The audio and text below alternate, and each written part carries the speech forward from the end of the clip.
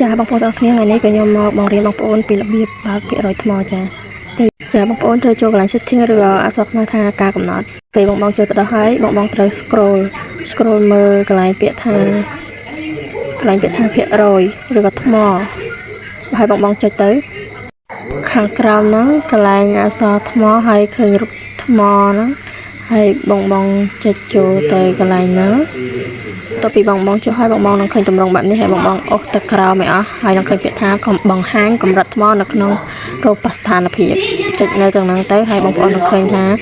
នឹងឃើញអក្សរពាក្យថាភាគរយថ្មហើយបងប្អូនចុចចូលទៅកន្លែងថាភាគរយថ្មហ្នឹងទៅចាបន្ទាប់ពីបងចុចចូលកន្លែងហ្នឹងហើយ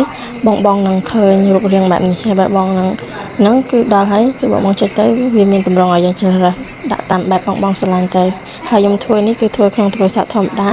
គឺខ្ញុំធ្វើក្នុងទូរស័ព្ទ Oppo ហើយវីដេអូចែករំលែកខ្ញុំក៏មានតែប៉ុណ្្នឹងឯងបើខុសឆ្គងយ៉ាងណាសូមបងកុំប្រកាន់ណា